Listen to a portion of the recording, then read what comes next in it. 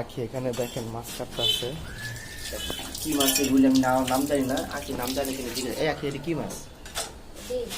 হ্যাঁ এটা হইতেছে মনে হয় বাটা মাছ, ঠিক আছে। এই যে পরিষ্কার করতে আসছে, এটা বাটা মাছ, লিটা মাছের মতন দেখতে, অনেকে চিনেন না। দেখেন কত সুন্দরভাবে ধুইতেছে, ঠিক আছে। এই যে দেখেন কীভাবে ধুইতেছে, দেখেন এই যে কীভাবে ধুইতেছে এটা আসলে।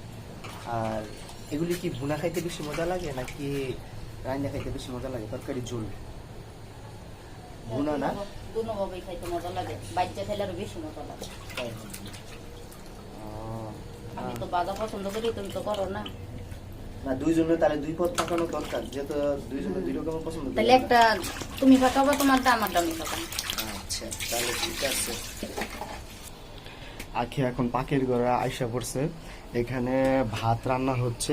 আর এই যে দেখেন পেঁয়াজ আর মরিচ রাখছে। আর এই যে তরকারি রান্নার জন্য এটা হইতাছে কি বলে এটি ধুন্দুল। আর ধুন্দুলটা আমার খুবই পছন্দ, অনেকদিন ধরে ভাবতেছে ধুন্দুল খাবো, ধুন্দুলটা আনাই হইতেছে না। যাই হোক এখানে রাখা দিই, দেখেন। আর বিশেষ করে আমাদের এই পাকঘরে এটা কি তো সুন্দর দেখা যাইতেছে, এটা কমেন্টে জানান দেখতে কেমন লাগতেছে। আর এইটা দুটা চুলা আছে এখানে। আর এই যে কাঙ্ক্ষিত সে মাছগুলি এখানে রাখা দিছে, ঠিক আছে। মাছটা এখানে রাখছে, এটা পরবর্তীতে রান্না হবে আর কি। আর এইখানে আবার ঘরে আসার পরে দেখতেছি তেলগুলি ছাইকা নিতেছে। আসলে অ্যাকচুয়ালি বাইরে থেকে খোলা তেল কিনলে যেই সমস্যাটাতে অনেক পরিমাণ ময়লা থাকে, ঠিক বলছি না? পরিষ্কার করে নেওয়া ভালো না কি? দেখছেন কিভাবে টক্কর টক্কর করে টোকা দিতেছে, দেন কি দূরবীন দিয়ে দেখতেছে, একদম পরিষ্কার। আসলে আমরা গরিব মানুষ তো, বোতল কিনা খাইলে চলে না, পোষায় না, মাঝে মাঝে কিনা খাই। এই যে একদম পরিষ্কার করে নিছে, এটা এখন আবার জাগা মতন রাখা দিব। কিভাবে শাকটাছে আল্লাহ জানে, পড়েই নাকি যায় নাকি, বুদ্ধিমান লোক আমারও কয় না তাও ধরতে। আচ্ছা যাক, ওর বুদ্ধিতে দিয়ে কিভাবে করতে পারে, দেখেন কিভাবে কি বুদ্ধি লাগাইতেছে কারিশমা। এই যে তেলটা উঠে গেল,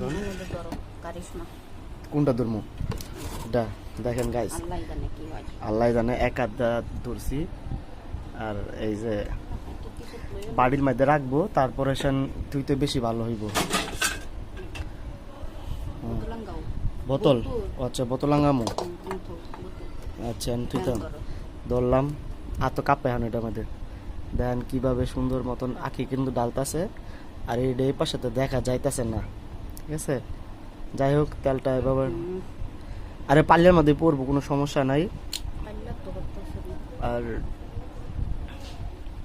যাই হোক ভিডিওটা এখানে করতে সমস্যা হইতেছে, এটা এখন দেখাবো না, পরে দেখাবো, ঠিক আছে।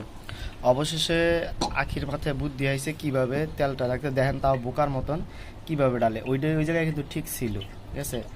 এই যে তেলটা ডালতাছে, দেখেন তেল কিভাবে ডালে।